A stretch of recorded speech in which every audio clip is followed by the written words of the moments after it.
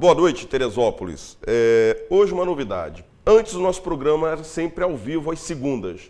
A direção da Diário TV optou por fazer uma alteração e agora o programa OAB em Foco vai passar ao vivo às quintas-feiras, toda quinta-feira, de 8h30 às 10h, de 20h30 às 22 horas. E reprise durante a semana. Hoje estou com muita dificuldade para falar, estou saindo de um resfriado. Vou tentar falar o mínimo possível, tá certo? Vou passar direto a palavra para o nosso amigo, doutor Guilherme Paim, que toda semana fala com a gente sobre direito ambiental. Doutor Guilherme, com o senhor a palavra. Boa noite, Nelson. Boa noite a todos. Hoje eu vou falar sobre pagamento por serviços ambientais. O que seria isso? Hoje é uma nova visão, um novo olhar, um novo paradigma, principalmente sobre a propriedade rural. O pagamento por serviços ambientais, o que seria, né? Toda aquela propriedade urbana ou rural, principalmente rural, que exerce externalidades ambientais positivas em uma região, ela poderá receber pelos serviços ambientais prestados. Por que eu digo que é um novo paradigma, uma nova visão? Hoje, a lei determina o quê?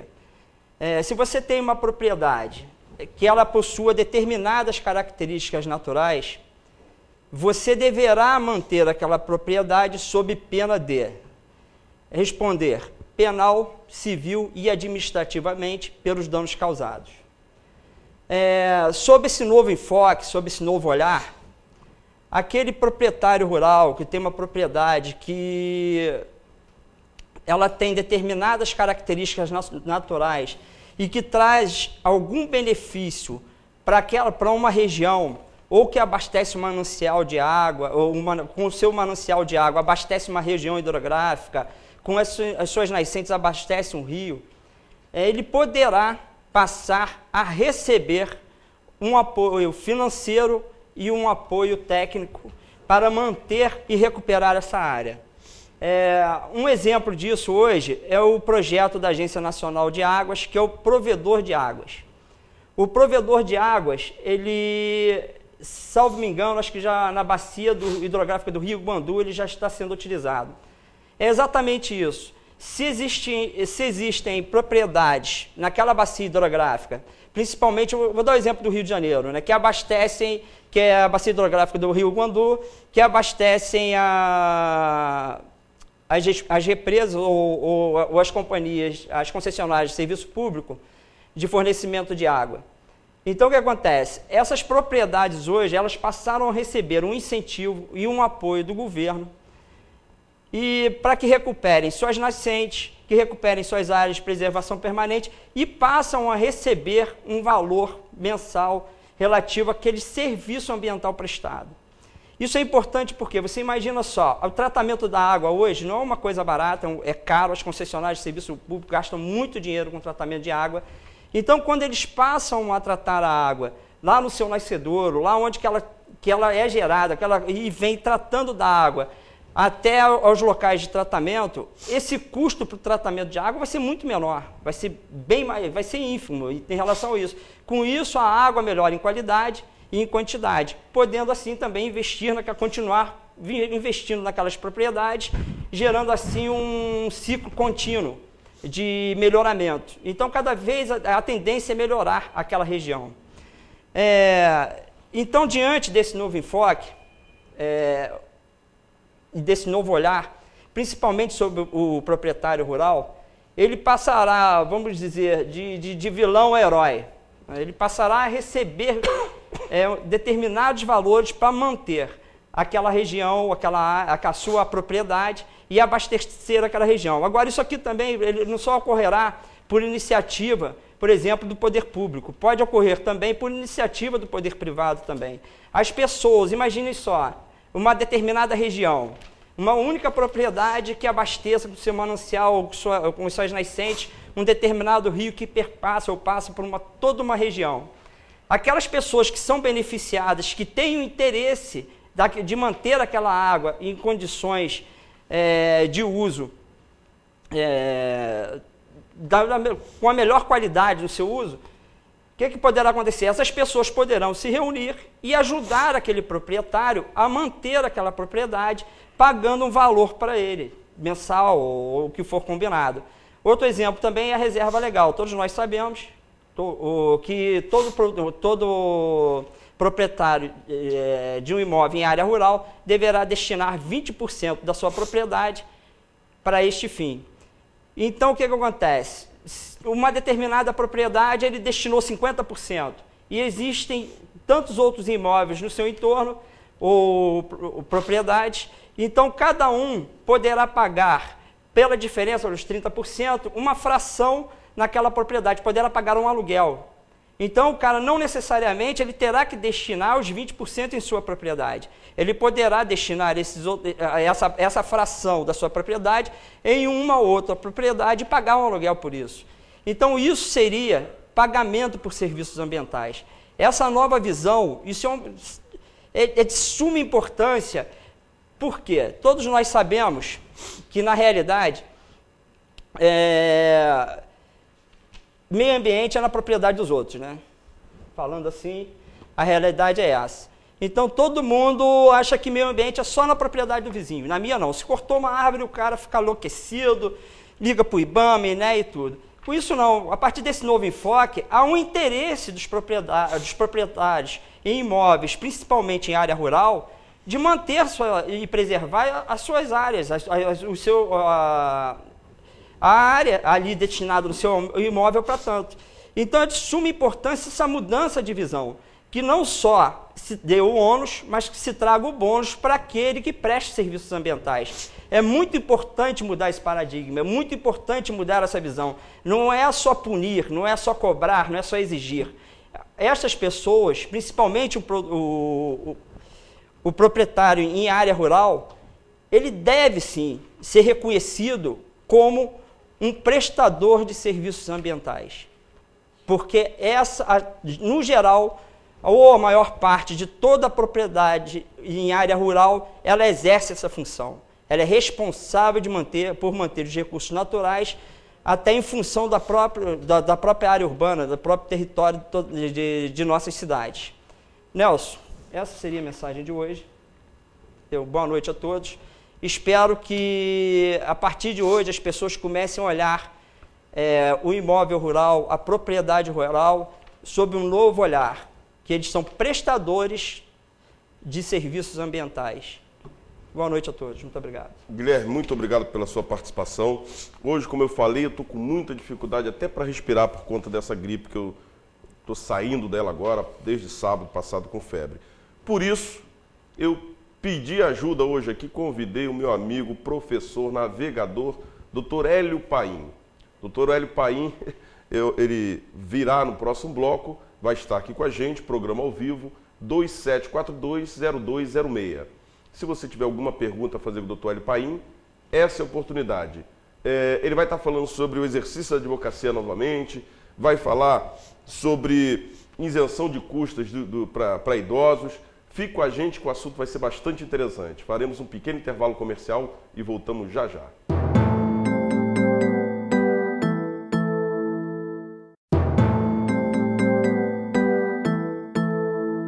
Estamos de volta com mais um bloco do programa OAB em Foco. Eu tenho que pedir desculpas, eu não estava conseguindo nem respirar direito com a gravata, fui obrigado a tirar a gravata, a afrouxar o colarinho, porque realmente esse tempo seco está acabando com todo mundo aqui em Teresópolis, né, doutor? Tá terrível. Eu vou agora ter o prazer de entrevistar o doutor Hélio Paim. Como eu falei, advogado, professor, mestre náutico aí.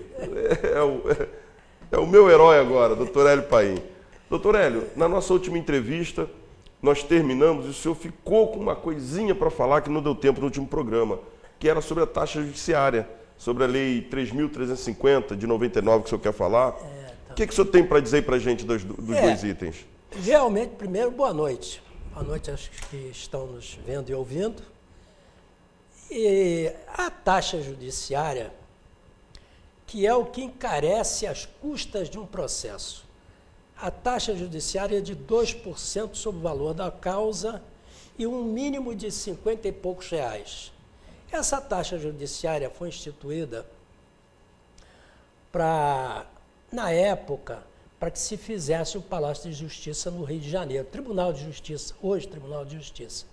Só que o tribunal foi feito, o palácio está lá, aquela beleza que todo mundo sabe, cada vez melhor, e a taxa judiciária continua aí perseguindo aqueles que desejam ingressar na justiça. Dificultando o acesso à justiça. Dificulta mesmo. Ela chega, por exemplo, uma ação que um valor aí de 100 mil reais, você tem 2 mil reais. E você não vai gastar de custas isso que está aí. Verdade. Você vai gastar 400 reais, 300 reais, mas uns 2 mil reais de taxa judiciária pesa. E ações, por exemplo, de 200 mil já vai para 4 mil. Quer dizer, é um absurdo. Então, eu acho que estava na hora da OAB empunhar essa bandeira de fazer com que o tribunal terminasse com essa taxa judiciária.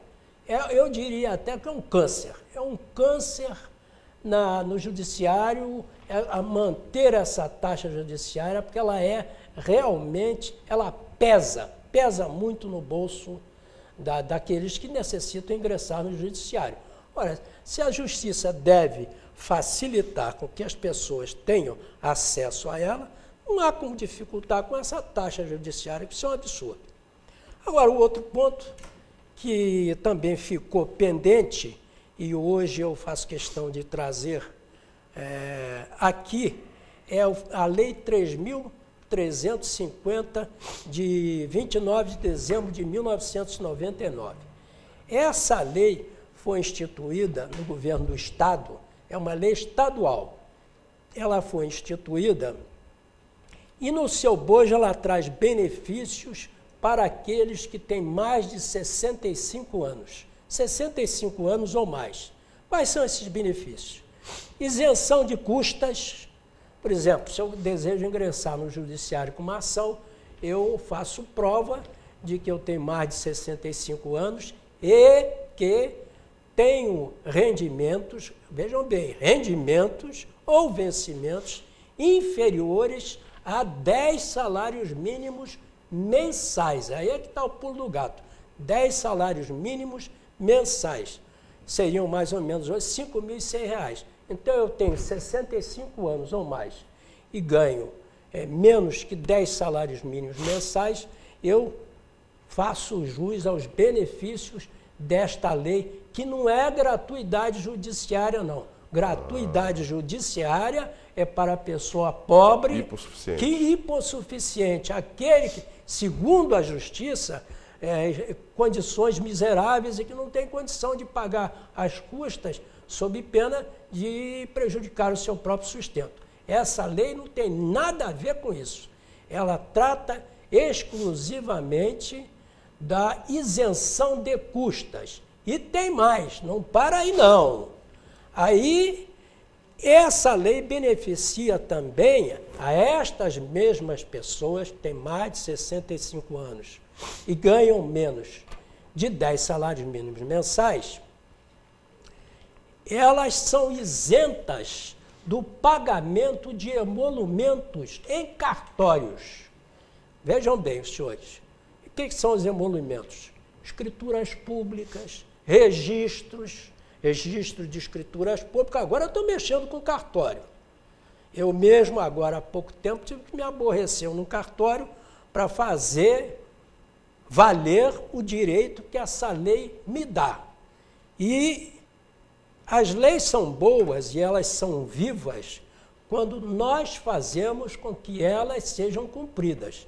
Se o cidadão tem uma lei a seu favor e não faz com que ela seja cumprida, ela se torna uma letra morta, ela acaba desaparecendo. Então você, veja bem, Lei 3.350 de 29 de dezembro de 99. São isentos do pagamento de custa, isso no caso do judiciário. Os maiores de 65 anos que recebem até 10 salários mínimos. Artigo 17. Ainda tem mais. Todo ano, quando as custas cartorárias são aumentadas e quem aumenta é o Tribunal de Justiça, a Corregedoria manda as novas custas, o corregedor edita uma portaria, e desse ano, se eu não me engano, é a 209 ou 219, em que ele também, nesta portaria, ele repete essa isenção de pagamento de custas. E repete a mesma portaria, e lá na letra G, letra G, inciso 10, fala da isenção de custas.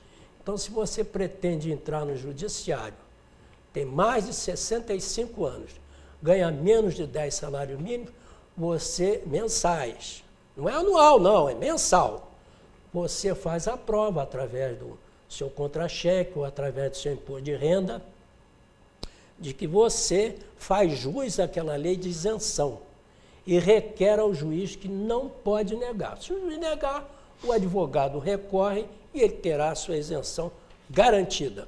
Agora, o que vem ocorrendo é que alguns juízes entendem que a taxa judiciária tem que ser recolhida.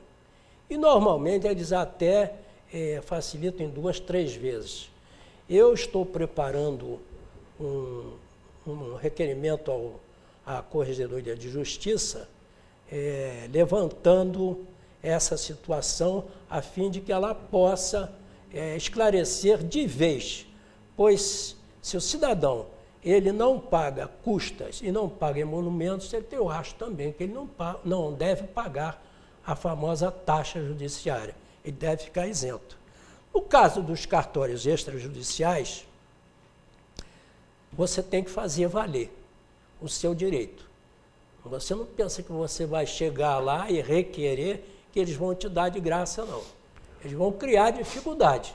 Então, você vai ter que fazer valer o seu direito. Se você encontrar dificuldade, você vá à Ordem dos Advogados do Brasil, Avenida Lúcio Meira, 58, cobertura, e procure a Comissão de Idosos e faça denúncia.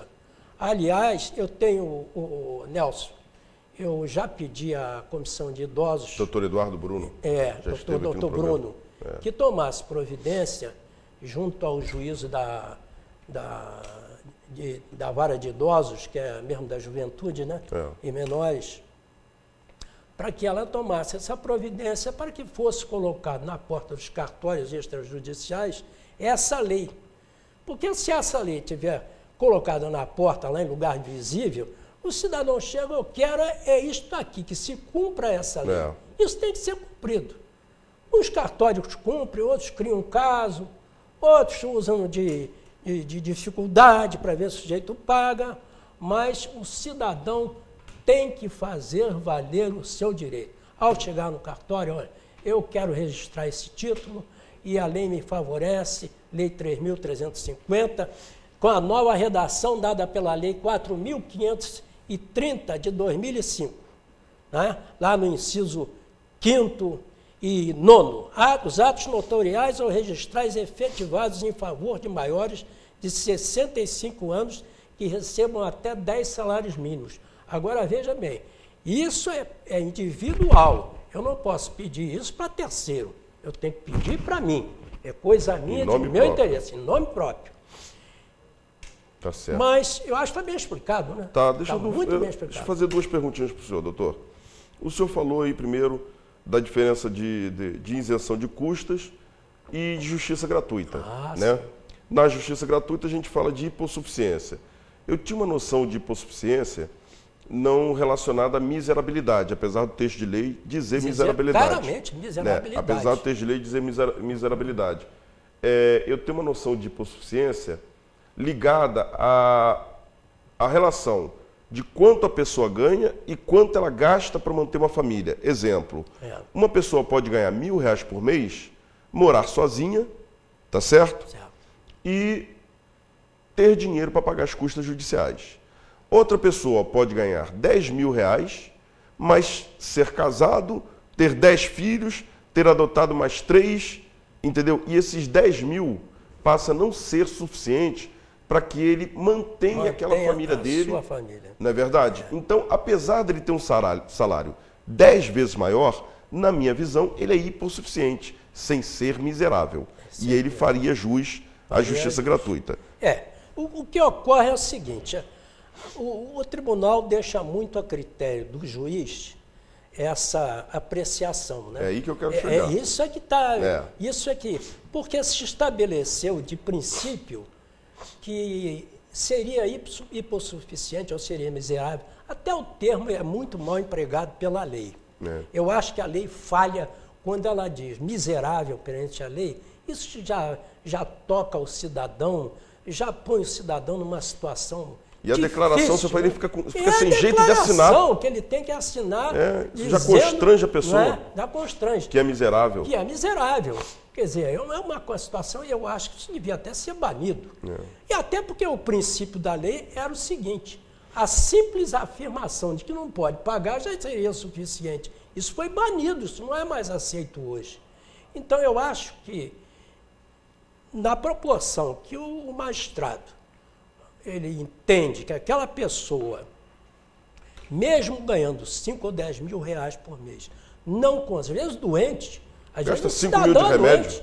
Gasta qualquer remédio. Eu, por exemplo, eu fui ali da Câmara Técnica da Prefeitura, ali no posto de saúde, eu vi casos ali de remédios, 60 mil reais, remédios para câncer. Então a pessoa pode ganhar 10 mil reais e gastar 10 mil ou 9 mil de remédio. Então ele é o hipossuficiente. Agora, no tocante a essa lei 3.350, é uma ocasião, eu tive a oportunidade de ver uma decisão do Dr. Carlos Basílico, da primeira vara civil de Teresópolis. Uma senhora, ela tinha diversos imóveis e os rendimentos dela, os aluguéis, sequer atingiam os 10 salários mínimos. E ela requereu a isenção de custo e ele deu. Ele deu e o advogado da outra parte impugnou, dizendo que ela tinha diversas propriedades e que não fazia jus à lei. Ora, e ele com muita lucidez, ele disse no despacho dele que mantinha, porque não era o caso, ela tinha diversos imóveis, mas os rendimentos eram muito pequenos, e não haveria como ela vender um imóvel para pagar custas, né? Seria até um absurdo. Vou vender um imóvel meu para pagar custas em cartório. Ora, se a lei ela disciplina até 10 salários mínimos, não há porque eu estar vendendo imóvel para pagar. Mas você tem diversos imóveis. Não é o caso. O caso é rendimentos. No caso da justiça gratuita, e muita gente confunde uma coisa com outra, o juiz também ele tem que disciplinar, porque também pode haver abuso, né? Às vezes acontece que a pessoa abusa, ele vem e omite a verdade, né? E isso é crime. Nós já tivemos aqui em Teresópolis um juiz que pediu justiça gratuita aqui em Teresópolis e depois foi impugnada, mas foi concedido, depois foi impugnada a justiça gratuita para ele. Eu sou nessa história. Sabe, né? Mas eu sei de uma história também de um comerciante, um rico comerciante que já faleceu, né? Faleceu até numa situação difícil de assalto, né? Requereu justiça gratuita, o juiz não conhecia, porque o problema também é o seguinte, o juiz às vezes não conhece a pessoa, ele vai se valer daquilo que está nos autos, né? Que é o correto também, né? É o que é o correto. Ele julga o que ele tem dentro dos autos. É o universo jurídico. O que está no mundo jurídico é que ele toma conhecimento. O que está do lado de fora não me interessa. Não interessa. Né? A vida eu não conheço cidadão. Mas é isso, eu acho que está muito bem explicado e eu faço veemência nisso, aqueles que têm mais de 65 anos, vocês têm direito à isenção de custas, vocês têm direito à isenção de emolumentos cartorários, certidões, tudo em nome próprio, escrituras, registros, atos notariais, né? Então façam valer o seu direito. O doutor Hélio trouxe aqui essa novidade dessa lei. Eu aproveito para completar com mais um artigo da Constituição aqui. Nós temos aqui o artigo 5º, que fala de direitos fundamentais, né? Direitos e deveres individuais e coletivos. No inciso, são 78 incisos, eu tive que procurar aqui. No 34, está escrito aqui: são a todos assegurados, independente de pagamento de taxas, a. o direito de petição aos poderes públicos em defesa de direito ou contra ilegalidades ou abuso de poder. O artigo 5º ele enumera alguns remédios jurídicos: mandado de segurança, habeas corpus, habeas data, mandado de injunção, ação popular. Aliás, esse mandado de segurança nem sempre é respeitado. Lamentavelmente, a taxa judiciária e as custas nem sempre são respeitadas. Mas está aqui, no artigo 5º, 34. Está na Constituição, mas, lamentavelmente, há pouco tempo entrei com mandado de segurança e tive esse prazer de ver que não foi observado o que se dispõe na Constituição. Mas tudo é questão de polêmica e possibilidade jurídica de discussão, né? Tá certo. Faremos um pequeno intervalo comercial e voltamos já já com mais Dr. Hélio Paim aqui para vocês. Fique com a gente.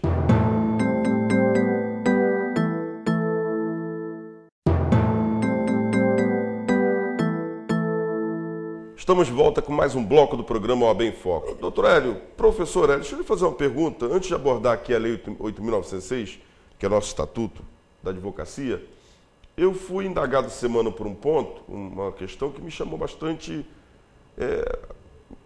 me abriu bastante a curiosidade. A lei do idoso, esses cartões que são exigidos do idoso para entrar no ônibus, não seria necessário apenas um documento de identidade dele, uma carteira de identidade mostrando que ele já atingiu a idade prevista para gozar desse benefício de usufruir do ônibus gratuitamente, e é exigido esse cartão? O que o senhor acha disso, Hélio? Bom, isso na realidade o que acontece é que o idoso só tem que fazer prova de que é idoso. Ele tem que mostrar o documento. Você toma aí um ônibus da aviação Teresópolis, por exemplo, pega aquela passagem de idoso para o Rio, você paga só taxa de embarque e vai embora. Se você pega um ônibus aqui de Vieira para Teresópolis, Teresópolis para Vieira, você mostra a sua carteira de identidade, idoso você não paga. Agora, a empresa local aqui de ônibus, eu não sei por que inventaram essa história de cartãozinho. Isso é ilegal. E eu tenho assistido ainda ontem, eu assisti, duas senhoras entraram pela porta da frente, elas não tinham cartãozinho, e o motorista exigiu: não, a senhora uma pode ficar porque tem lugar aí sentado, mas a senhora vai ter que descer. Ela não tem que descer. E está escrito lá no ônibus: esta empresa obedece à Constituição, não sei o quê, está lá escrito. Não estou dizendo que não está escrito, está lá escrito no ônibus. Então a empresa descumpre. Se ela diz isso e não está lá escrito, ela está descumprindo a lei. O que o motorista tinha que fazer? Abrir a porta traseira, como acontece no Rio de Janeiro. No Rio de Janeiro acontece isso: esqueci aquele cartãozinho, não sei o quê, o motorista prontamente abre a porta traseira e o idoso entra. O que teria que fazer é isso. Agora, não permitir que o idoso viaje, ele está infringindo a lei, ele está desobedecendo a lei. Até porque, muita gente não sabe, mas deve ficar sabendo, ele não faz isso de graça, não. Ele ganha subsídios na empresa para dar essa passagem ao idoso para que ele possa viajar de graça. Isso não é de graça para ele. Subsídio a empresa recebe do Estado, recebe do governo federal. Ele não recebe isso de graça, não. Então, eu já até comentei com a comissão de idosos para tomar essa providência e ver o que está acontecendo. Né? No caso lá da lei, que se botasse no cartório. E no caso aqui da empresa de ônibus, saber o que está se passando. Por que essa obrigatoriedade que a empresa faz do idoso ir lá tirar cartãozinho? Qual é o interesse que há nessa história?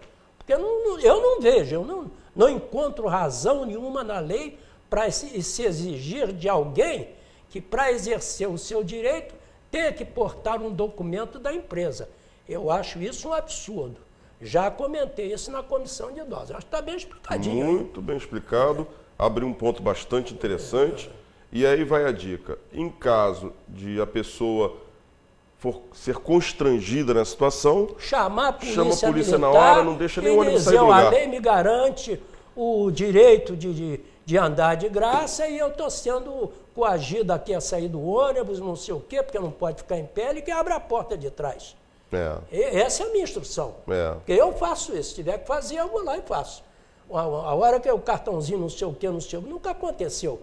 Mas o dia que acontecer, eu não faço não, porque eu vou chamar a polícia militar e exercer meu direito. Assim como lá no cartório eu exigi meu direito, eu vou exigir em qualquer lugar. É aquilo que eu disse, o cidadão é que faz a lei se manter viva. Se ele exerce o seu direito, a lei continua viva. Se ele não exerce, a lei cai no esquecimento e acaba desaparecendo. É verdade. Então é um ponto para a gente tomar cuidado, ficar atento. Realmente existe essa legislação prevendo esse benefício para o idoso. É texto de lei, né, doutor? É texto de lei. Não é favor também que ninguém está fazendo a você, não. Como o senhor falou, é subsídio também do Estado, do governo federal. Então vamos ficar atento nisso, tá certo? Doutor Hélio, Lei 8.906, o advogado. Podemos falar um pouquinho sobre isso, sobre a atividade da advocacia? Podemos. O que o senhor tem para dizer para a gente aí sobre a atividade da advocacia? Eu vou começar esse nosso quadro. Eu acho que a Ordem dos Advogados do Brasil, a subseção Teresópolis, ela deveria visitar a Faculdade de Direito de Teresópolis, aqueles alunos que estão no último ano, e fazer ver a esses alunos essa lei, a lei do Estatuto da Advocacia, o Código de Ética Profissional, para que eles tomassem conhecimento das obrigações do direito. Não, existe uma cadeira lá no 10º período. Existe? De ética, existe. Mas eu acho que a ordem tinha obrigação de ir lá. Eu acho que não é o professor que tem que ensinar. Eu acho que a ordem tem que começar a se fazer presente. Porque o que eu tenho observado no correr desses anos, é que o aluno se forma, consegue passar lá no exame da ordem, e depois esquece que a Ordem dos Advogados existe. Paga anuidade e aquilo não existe. E não é assim. O advogado tem que participar da ordem. Você vê, nós estamos repetindo aí há anos, na presidência, não sei o quê, advogados antigos. Agora, nessa época, agora que apareceram os novos, é preciso que os novos se inteirem do que é da existência da ordem para participar ativamente da Ordem dos Advogados do Brasil. E, falando sobre a Ordem dos Advogados do Brasil, vamos relembrar aquele caso das procurações, né? Aquilo ali é um problema, né? Né? Relações do cliente com o advogado. Procuração e contrato de prestação de serviço, que é previsto no Código de Ética. O que é o contrato? O contrato é um acordo entre o advogado e a parte. Ali contém os direitos e obrigações de cada um. Quer dizer, você tem que estar atento ao que está escrito ali, com o que você concorda ou não concorda. Na procuração, que você concorda ou não concorda. Vai ter um acordo, eu quero estar presente. Então, você não pode dar procuração para concordar, né? Eu não quero que você receba o dinheiro que está lá no banco. Eu vou lá, vamos nós dois juntos lá. Isso é um direito seu. Bom, existe um outro problema aí mais sério, que se chama sigilo profissional. Sigilo profissional. O sigilo profissional do advogado é uma coisa muito séria. É como se, por analogia, é o cidadão católico que se confessa com o padre. Ele vai lá e conta um segredo. E o padre é obrigado a guardar segredo daquilo e morrer com aquilo. O advogado, na mesma situação, ele é obrigado a manter sigilo profissional. Artigo 7º, inciso Artigo 2. Artigo 7º e 34 2, também. E 34 também. 34, deixa eu ver, 34, inciso 7º. E 7º, inciso E a penalidade, né? No caso, né? Penalidade do direito, o artigo 7º, incisos 1 e 2, né? Inviolabilidade do escritório. Exatamente. E essa inviolabilidade, ela se faz até nos casos, por exemplo, quando você vê aqueles casos saem no jornal, o juiz determinou a busca e apreensão de documentos no escritório.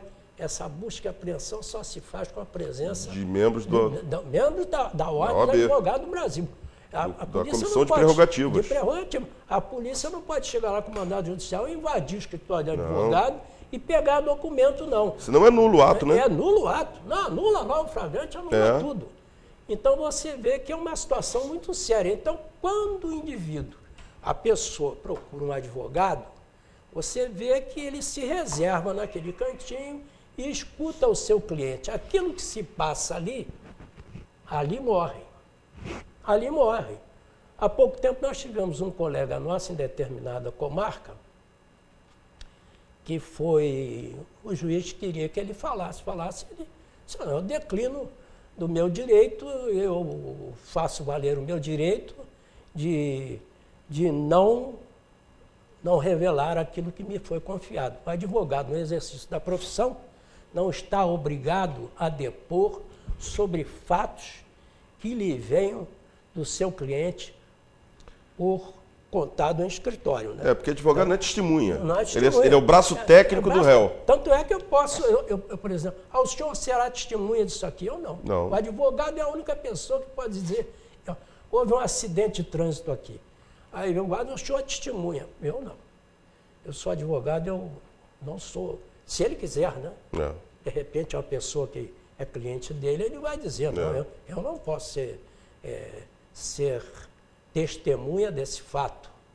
Então, é uma profissão em que as circunstâncias que o advogado ouve o seu cliente, aquilo ali é como se fosse um confessionário, sigilo absoluto. Não pode ter ninguém ouvindo aí que o cidadão vem contra um direito de família, um problema de família, o outro, o advogado criminal, ouve o seu... Tanto é que nas prisões, nas delegacias, o advogado tem o direito de ouvir o seu cliente separadamente e em sigilo. Não é? Então, esse é mais um tópicozinho que a gente está fazendo questão de trazer a público para conhecimento, do que é que puder trazer para conhecimento, esclarecimento. Eu vou te contar um caso. Há pouco tempo eu estava passando aqui nessa rua Duque de Caxias, vi um casalzinho assim, muito humilde, parecia um pessoal ainda lá do interior, né? Dizendo assim, ele, um senhor já de idade, dizendo para a mulher também, uma senhora já, dizendo assim, pois é, esses advogados, eles usam uma linguagem que a gente não entende, aquilo é língua deles. Você vê o conceito que às vezes o humilde faz, né? Faz do advogado, né? Mas aí eu retruco, esses humildes usam uma linguagem que a gente também não entende. Quer dizer, cada um tem sua forma de comunicação, né, doutor? Mas o advogado, muitas vezes, ele se excede até nos termos latinos e tal. E a pessoa, um pobre coitado, lê aquele negócio. Hoje estão querendo acabar até com as expressões latinas, que no meu tempo era muito comum, né? Hoje em dia está mais... Hoje tem muito menos. Mas não vou nem dizer o termo latim, o latim em si. Eu lembro quando eu comecei a estagiar, eu chegava em cartório para ver andamento de processo, autos conclusos. No bom português, eu imaginava que o processo tinha sido concluído. E depois eu aprendi que não é isso, né? Mas se a gente olha no bom português, autos conclusos. Opa, acabou o processo. Acabou o processo. Não, acabou. na verdade, autos conclusos é que estão na mesa do juiz.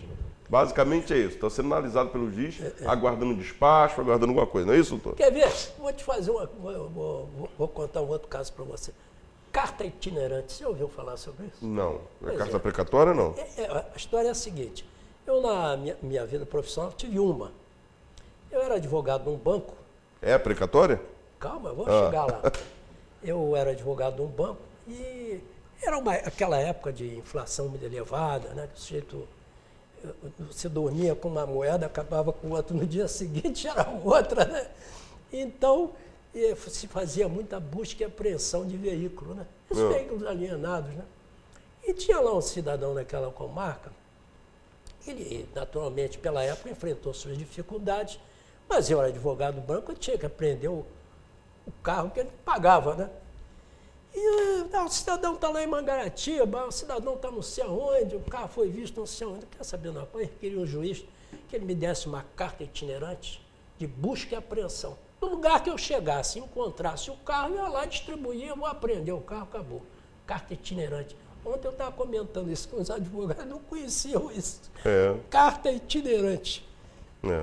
Sabia disso Mas também, é isso aí, novidades, né? Novidades que são antiguidades, né? São coisas da vida profissional. Então, só recapitulando o que já foi dito, o doutor Hélio Paim chamou atenção para quando iniciar a relação entre cliente e advogado, também já foi dito no programa anterior que ele participou. Lembrar sempre de pedir que seja feito o contrato, caso o advogado não esteja observando a Lei 8.906, que diz que ele tem que ter um contrato de prestação de serviço. Então, você cliente, por favor, peça lá, eu quero meu contrato de prestação de serviço, e ali vai estar elencado exatamente o que o advogado vai prestar para você em o serviço técnico, o apoio técnico, exatamente, não é isso? Exercício profissional. Em relação à procuração, conferir os poderes consentidos para evitar problemas, tá certo? Inclusive, mandado de pagamento pode ser extraído a parte do advogado e a parte separadamente. Né? Porque eu acho mais correto. No caso do juizado especial, eu, por exemplo, eu prefiro que o cliente receba. Mas aqui no caso do juizado especial, é uma condição também especial. Mas o advogado recebendo é mais célere, né? Mais rápido. É mais rápido. É porque aqui no juizado especial existe um acordo que a juíza conseguiu junto com o Banco do Brasil, onde são depositadas essas espécies, né? E que o mandato chega num dia, parece que no dia seguinte é pago, né? O advogado vai lá e recebe. O advogado, agora a parte tem que montar um processo em uma semana. Aí a coisa demora, né? Então, nesses casos especiais, convém que o advogado receba. Até porque a relação com o advogado é de confiança, né? A gente procura um advogado por confiança. Se você eu vou procurar o doutor fulano, como se você não confia, você vai lá na OAB, aquilo que eu disse, né? Tira uma certidão, paga lá 15, 20 reais, você vai saber a vida profissional dele. Então, advogado, como o médico, é confiança. Num você confia a sua saúde, a sua vida, realmente. Né? E ao outro você confia a sua liberdade, seu patrimônio, né? Então, você vê que as coisas são mais ou menos, andam par e passo, né? Que eu seguiria, né? Aí, continuando o tema, fazendo um resumo, o doutor Hélio abordou aqui o sigilo profissional. Falou da relação existente entre advogado e cliente, onde é necessário, como ele falou agora novamente, a confiança, e o cliente pode ter a certeza que o advogado, inclusive, é amparado por lei, de que tudo que a ele for dito ficará somente com ele, tá certo? O juiz não pode sequer obrigar ao advogado que faça a prova contra o seu cliente. Exato. Ou seja, o cliente chegou lá e confessou o crime. Eu matei fulano. Ele diz isso que é para ajudar o advogado a montar a sua defesa. Porque a gente aprende em banco de faculdade, né, doutor Hélio, que o advogado não defende o crime. Ele defende o homem. O homem, a liberdade, né, da pessoa. Ele tem que garantir que aquele homem que cometeu o crime vai ter um julgamento correto e que ele vai ter exatamente a sentença na medida do dano que ele causou. Não é isso, doutor? Até porque todo crime tem diversos aspectos. Exatamente. Né? Ninguém mata simplesmente por matar. Temos atenuantes e agravantes por isso. Atenuantes e agravantes. Às vezes o indivíduo é provocado, não tem outro meio de defesa se não reagir adequadamente. Né? Então, você se vê em perigo, o que você vai fazer? Né? Você tem que tomar as medidas, às vezes, né? Não é da sua natureza fazer aquilo, mas tem que colocar na parede, tem que reagir. E numa dessa, por infelicidade, o indivíduo cai, bate com a cabeça. Até há pouco tempo houve um negócio desse em Guapi, né? Discussão de político, né? Foi até um advogado que andou aqui muitos anos e parece que o vereador atingiu o advogado lá, já velho, né? Com um soco, ele caiu, bateu com a cabeça no chão e morreu. Bom, uns 2 anos essa história. Então ele não quis aquele resultado morte. Né? Mas, né, o resultado morte vem em consequência, é o chamado crime culposo. Né? É o crime culposo, onde não tem intenção. Doloso, não tem intenção de matar. Geralmente crime de trânsito. Né? Atropela. O que é um absurdo, né? A Lei 9.503, que é a lei de trânsito, ela prevê agravantes só pelo fato do cara ser motorista profissional. Exatamente. Se for motorista profissional e atropelar alguém, ele tem um agravante. Ele vai ser punido mais severamente. Tirando isso, crime culposo em trânsito, infelizmente, acaba em nada. Acaba nada. Aqui em O que é um Teresópolis absurdo. teve um caso aqui que realmente foi para tribunal de júri. É. Eu assisti até esse caso. Um caso que houve lá no alto, quando tinha um pega. Não foi do Edson e do Carlos. Acho que foi esse caso. Não, eu que socorri o Edson, inclusive, vai absorver. Foi no meu carro que foi levado o Edson. Ele foi atropelado, arremessado. Inclusive, quem atropelou, Pulou, foi lá em amigo cima, meu né? também. Eu falo, as pessoas pensam que é brincadeira, doutor Hélio. O poste, ele tem aquele braço de luz, o corpo do Edson passou por cima do braço de luz. Aqui, Tamanha violência aqui da em batida. frente, o fórum do lado de cá, eu assisti uma dessa. Eu estava atravessando a rua, né? Uma senhora atravessou depois de mim, veio um carro, pegou a senhora. Eu escutei, pum, quando eu olhei para trás, a senhora de idade, ela subiu e o carro passou, ela caiu depois do carro. Caiu toda arrebentada, né? A velocidade que o indivíduo vinha, né? Eu estava... Essas exceções que o doutor Hélio está comentando realmente existem. Existe legislação prevendo até a possibilidade de você matar realmente em determinado caso, que é estado de exceção, estado de guerra, estado de sítio e tal. Mas eu estava aqui, doutor Hélio, encucado, desde que o senhor começou a falar, só para voltar ao primeiro assunto lá, da Constituição novamente, 74, artigo 5º, inciso 74, falando novamente da justiça gratuita. O Estado prestará assistência jurídica integral e gratuita aos que comprovarem insuficiência de recursos. Por que eu lembrei disso? Para justificar a minha hipossuficiência, no sentido insuficiência de recursos, e não miserabilidade. Não miserabilidade. Né? No que a lei falha muito quando ela usa esse que essa é a lei termo, 6.000 e... né? Eu acho que esse 6.000. termo humilha a pessoa. mas a lei da justiça gratuita é a lei 6.000... 1560... E tem uma outra lei também, 7.000 e pouco. Né? Mas aí que está. A lei 1560 ela fala da justiça gratuita, mas a Constituição não fala de miserabilidade. Não fala de miserabilidade. Desculpa, eu fui obrigado a voltar, porque eu estou desde o início tentando Não, eu tive puxar. um caso de um gerente de banco.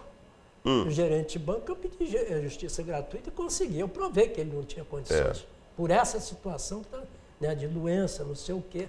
Mas, infelizmente, a lei falha nesse sentido quando ela se expressa dessa forma miserável.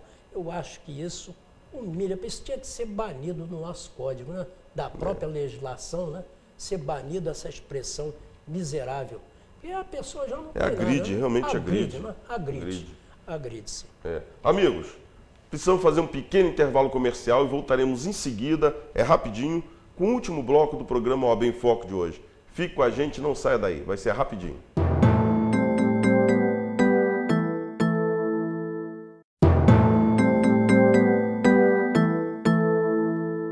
Estamos de volta com mais um bloco do programa OAB em Foco, hoje entrevistando nosso amigo Dr. Hélio Paim.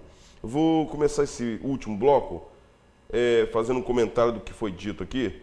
Nós abordamos 2 pontos que eu achei bastante interessante. Durante o programa, o Dr. Hélio manifestou o seu desejo de que a Ordem dos Advogados Subseção Teresópolis seja mais participativa, mais ativa em alguns pontos de interesse social no município, em especial com o idoso. Para você ver a democracia, o programa OAB em Foco é um programa realizado pela 13ª subseção. Tá certo? E o Dr. Hélio Paim colocou aqui a sua crítica construtiva e vai ser levada à direção da Ordem como uma reivindicação justa e plena. Tá certo? Por que você está dizendo isso, Nelson?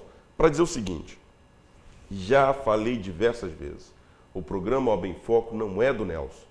O programa OAB em Foco é uma realização da 13ª subseção, que hoje está presidente, não é presidente. Está presidente o Dr. Jefferson de Faria Soares, que cumpre o seu mandato. Exatamente. Não é isso? Exatamente. Que amanhã pode ser outro advogado, né? Um de nós da classe. Isso quer dizer que você, amigo advogado, não se constranja. Vá à subseção, coloque o seu nome. Se quiser vir participar do programa, vem aqui e diga, eu sou especialista em tal ponto e eu terei o maior prazer do mundo em convidá-lo, em tê-lo aqui do nosso lado, porque nós precisamos de você para fazer o programa. Eu preciso de bons advogados aqui, né, doutor Hélio? Precisamos mesmo. Para fazer o programa OAB em Foco ser um programa produtivo para a comunidade teresopolitana. Bom, outro ponto que eu quero abordar. Há um mês atrás, eu tive um pequeno acidente no meu carro, que estava estacionado, e um ônibus da Aviação Dia de Deus passou, esbarrou no meu carro, amassou o paralama do meu carro. Eu tive que pegar, fazer o registro de ocorrência e tal, e pensei que fosse ter problemas com a Aviação Dia de Deus. Ao contrário. Não tem, não. Estive na aviação, fui muitíssimo bem recebido pelo Marcelo Augusto, que é o filho do Jacques. Marcelo, um grande abraço para você, muito obrigado pela maneira como você me recebeu. E Marcelo determinou na mesma hora, doutor Hélio, Não, é verdade. que Isso é verdade. pagasse o conserto do meu É carro. verdade, não precisa na nem mesma hora. discutir. É só ligar para a empresa, Né? resolve, já tive prova Resolve. disso. Então, por que eu estou falando isso? Porque o programa OAB em Foco, como eu falei, é da 13ª subseção, e apesar de eu, Nelson, não ter nada para reclamar da aviação de Deus, também da Teresópolis não, nós abordamos um tema aqui hoje que, de certa forma, vai contra a aviação. Ah, vai contra. Né? Sinceramente, vai contra. Vai contra. Então, o que eu quero dizer com isso? Eu quero dizer que a idoneidade do programa, ela nos obriga a, se existe um ponto nebuloso em algum lugar da sociedade, a OAB tem o direito e o dever de ir lá e pontuar. É uma obrigação. Uma da obrigação, OAB. não é Nós isso? temos obrigações para com o povo. E o doutor Hélio chamou isso à luz aqui do programa OAB em Foco, também vai ser levada à direção da OAB, essa situação do cartão. Essa situação. Vamos conversar com o doutor Eduardo Bruno, meu amigo, presidente da comissão de imprensa. E quando eu cheguei aqui, doutor Hélio, eu vou desviar um pouco o assunto, o Júnior Pérez, na verdade, o Júnior não é o nome, né? O Vanderlei Pérez Júnior. Mas a gente chama de Júnior Pérez. O Júnior passou a ser o nome dele, que é o diretor do programa, o diretor da Diário TV. Ele me abordou com a notícia do STF de que eles estariam julgando, decidindo lá, uma alteração na forma como o traficante cumprirá a sua pena ou poderá cumprir a sua pena. Qual seria essa alteração? Saiu agora fresquinho, vou ler para o seu telespectador. STF decide que traficantes poderão cumprir penas alternativas. O Supremo Tribunal Federal decidiu que traficantes de drogas condenados pela Justiça poderão cumprir penas alternativas.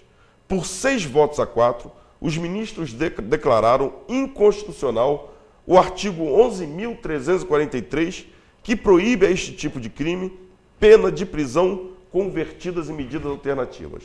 Traduzindo, essa lei, na verdade, o crime de tráfico é crime hediondo. Se eu não me engano, se eu falar besteira, me desculpe os colegas advogados, eu acho que a lei de crimes hediondos é a lei 8.078. Tem tempo que eu não a leio, a gente decorar todas as leis, mas eu acho que é. E ela veda, ela proíbe que o traficante tenha esse benefício das penas alternativas, que a gente chama de transação penal, tá certo? Suspensão condicional do processo. Crime hediondo não tem nada disso.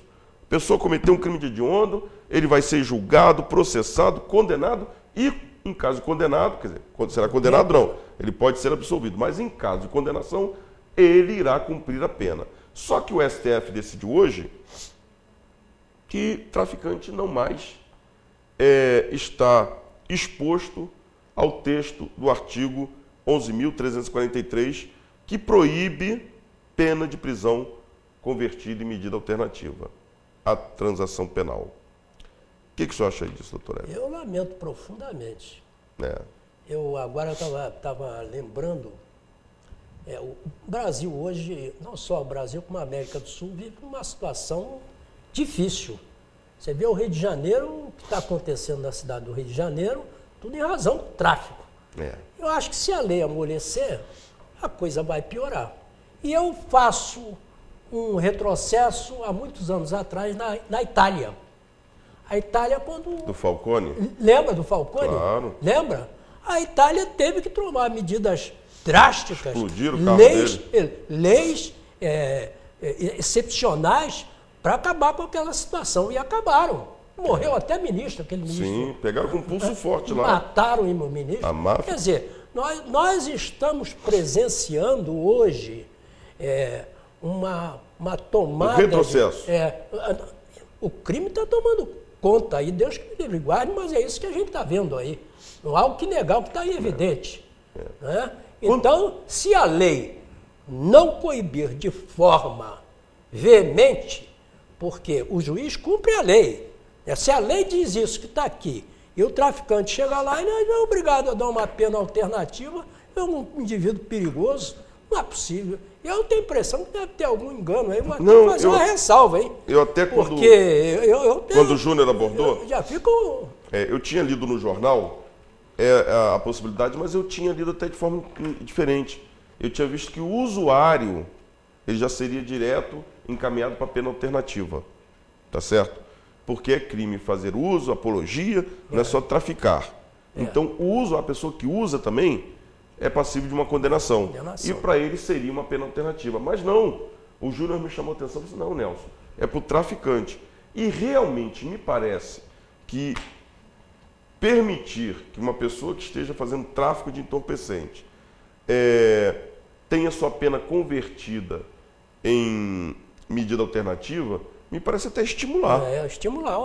Pode continuar traficando que... não vai dar nada, não. Me parece. Não vai dar nada, não. Quer dizer, isso aí teria que ser melhor apreciado, mas se é esse que está aí, eu lamento profundamente. Eu, como pessoa, como cidadão, eu lamento profundamente. Eu acho que a hora é de arrochar. É hora até da OAB se manifestar em relação a isso. Eu tenho a impressão que se isso foi da forma que está aí, a OAB vai se manifestar. É notícia na Band News. Certamente vai tomar uma posição contra isso que está aí. Né? Certamente, sem dúvida nenhuma. A OAB é uma eterna vigilante dos direitos, das prerrogativas, dos direitos do cidadão, da liberdade. Você vê que num país, você vê a posição do advogado como é uma posição difícil. Um país aí como... Você gostaria de ser advogado na Venezuela? Ixi, duvido. Deus me livre. Duvido. Quer dizer, um país... Complicadíssima a situação lá. De jeito nenhum, né? Um país onde, hipoteticamente, ocorra lá uma revolução, né? Uma tomada de poder radical, as primeiras pessoas a serem liquidadas são os advogados. São os advogados. Quer dizer, vamos acabar com essa gente, porque isso aí não interessa. É verdade. Né? Só aqueles são os guardiães da liberdade. Em qualquer tempo de rescisão, são os intelectuais que são os primeiros. Os primeiros. E já aconteceu aqui no Brasil. Né? Aconteceu no Brasil. Né? Não faz muito tempo não, hein? Faz não. Dá para mim me lembrar muito bem, né? Eu não vou encontrar aqui agora. Doutor Hélio, o senhor tinha mais um assunto para abordar para a gente. Eu vou ler só aqui o artigo 6º. O meu interesse é que as pessoas tenham uma noção do que é a pessoa do advogado, as obrigações que ele tem com o povo, com as pessoas. Então, o que diz o Estatuto da Ordem? Então, tem aqui um artigo 6º dos direitos do advogado. Isso é muito importante, hein? Sim. Nós estávamos até conversando outro dia sobre isso. Não há hierarquia nem subordinação entre advogados, magistrados e membros do Ministério Público, devendo todos tratar-se com consideração e respeito recíprocos. Parágrafo único. As autoridades, os servidores públicos e os serventuários da Justiça devem dispensar ao advogado, no exercício da profissão, tratamento compatível com a dignidade da advocacia e condições adequadas ao seu desempenho. Então, essa posição de hierarquia, isso tem que ficar muito claro. Tem que ficar muito claro. Agora, isso é aquela questão que eu disse para você. A pessoa tem que se fazer respeitar também, né? Não é? O advogado se faz respeitar, né? E o magistrado... Eu conheci um magistrado, até há pouco tempo ali na porta do fórum. Eu tinha chegado por volta de 11 horas. Você vê o que é um magistrado. E isso aqui é uma coisa que me marcou na vida. Era por volta de 11 horas, eu estava ali no átrio do fórum. O átrio é aquela partezinha um pouco, sabe, o átrio, né? Tinha ali uns senhores de paletó, gravata e tal. Eu fiquei olhando assim, vi uma pessoa que me parecia familiar, e acabei reconhecendo um juiz, doutor Rocidélio Lopes da Fonte. Você vê que magistrado, hein? Que magistrado. Quando eu fui para Angra, a situação é que eu fui advogar em Angra, meu filho se casou lá. Papai, você me ajuda aqui, eu vou advogar para um banco e tal. Bom, e tinha havido lá uma situação muito difícil, houve crime, não sei o quê, houve um juiz lá envolvido lá numa história, não sei o quê, bababá, e aquilo era uma situação muito conturbada. Foi um juiz para lá, não ficou 2 meses, quando o doutor Rocidélio foi para Angra dos Reis. Ele pacificou a cidade, ganhou o respeito dos advogados, e a coisa chegou a tal ponto que no dia que ele foi embora, eu contei isso para aqui, o doutor Márcio Oma assistiu, eu peguei ele pelo braço, levei para a rodinha e disse, e contei isso, eu estou te dizendo agora, este magistrado aqui foi juiz em Angra dos Reis. Chegou lá numa situação assim, no dia que ele foi embora, a ordem dos advogados ofereceu um jantar de despedida a ele. E ele ainda disse assim, ainda ganhou um quadro, amigo do advogado. Você vê que o magistrado agradar a todos é difícil. Muito e olha, ele nunca perdeu a serenidade, sempre se fez respeitar e só deixou amigos lá em Angra dos Reis. Eu saí daqui e fui lá participar do jantar. Tal a pessoa que ele é. E hoje ele já parece que vai ser desembargador. Estava lá na central de não sei o que, de avaliador, não sei o que, agora parece que vai desembargador. Então, uma pessoa que nunca perdeu a sua serenidade e deixou amigos. O juiz pode, aqui em Teresópolis, agora não, agora está mais difícil. Juízes maravilhosos, doutor Mozinho, doutor Zé Armando, doutor Tarcísio Soares Reis. Tarcísio Soares. Pessoa maravilhosa. Doutor Ruiz. Eu tive o prazer de estudar realmente com os filhos são do doutor Tarcísio. Pessoas que passam pela profissão do advogado, pelo advogado, e deixa marca. E aí eu tenho o prazer de falar o seguinte, hoje eu estive no fórum e fui conversar com o doutor Carlos Basílico. Carlos Arthur Basílico. É uma dama, uma gentileza em pessoa. Que pessoa maravilhosa. E eu tive a ousadia, doutor Carlos, vai lá, vai dar uma entrevista pra gente no programa OAB em Foco. Ele falou assim, Nelson, estou à disposição. É verdade. Pode marcar o dia que a gente vai. Então nós teremos o prazer, o programa OAB em Foco terá o prazer de receber aqui o doutor Carlos Arthur Basílico, em data próxima. Gostaria eu fiquei de marcar presente. com ele, o senhor será convidado. Gostaria. Doutor Inês é outra pessoa que foi convidada e aceitou prontamente. Infelizmente ela está com um probleminhas, está com problema de saúde, e ficou difícil a locomoção por causa da escada, aqui no estúdio tem escada. Mas, doutor Inês, muito obrigado pela senhora ter aceito, mesmo a senhora ainda não tendo vindo aqui ao programa, nós vamos arquitetar um jeito aqui de ir até a senhora para fazer esse programa, porque a doutora Inês é outra pessoa que é um marco da magistratura aqui em Teresópolis. Agradou uns, desagradou outros, mas sempre assim. Cumpriu a sua obrigação. Isso quer falar. Deixou a sua marca. Nem toda decisão agrada. Mas foram decisões necessárias e de pulso. E vieram na época certa. Vieram na época certa. Então, Teresópolis tem muito a agradecer a esses magistrados. Tá certo? Doutor Hélio, eu preciso que o senhor se despeça. São 22 horas, precisamos terminar o programa. Perfeito. Então, muito boa noite a todos. E, mais uma vez, eu quero lembrar que a Ordem dos Advogados do Brasil, subseção Teresópolis, está à disposição de qualquer pessoa, qualquer reclamação, qualquer tomada de posição em que haja violência ou quebra dos direitos das pessoas. A Ordem dos Advogados do Brasil está lá, cumpre a sua obrigação constitucional de atender o cidadão. E eu, como advogado, estou sempre aqui à disposição para esclarecer o que for necessário. Tenho aqui minha profissão, já vão muitos anos de vida, já estou até no final de vida, mas presto aí essa obrigação de esclarecer as pessoas dos seus direitos, das suas obrigações. Não devem esmorecer diante da dificuldade. Façam cumprir os seus direitos. Dê no que der. Muito boa noite. Né, rapaz? Doutor Hélio fez um programa maravilhoso e no final dá uma rateada dessa. Final de vida, doutor Hélio? Fala essa besteira não, meu. Se Deus quiser, nós teremos aqui no programa por muitos e muitos e muitos anos ainda. Muito obrigado Deus pela assim gentileza. permita. Amigo teresopolitano, amigo advogado, vou encerrar repetindo. O programa OAB em Foco é o programa do advogado de Teresópolis. Foi uma preocupação que o Dr. Jefferson teve de criar uma janela para mostrar para a população de Teresópolis a importância do advogado, a importância do exercício da advocacia, artigo 133 da Constituição Federal. A advocacia é indispensável à justiça, não é isso? O advogado é auxiliar na justiça. Então, amigo advogado, vá à 13ª subseção, coloque lá a sua especialidade e eu vou entrar em contato com você para que você venha aqui no programa dar a sua participação e engrandecer ainda mais o programa OAB em Foco, tá certo? Eu preciso me despedir, até o próximo programa, fiquem todos com Deus.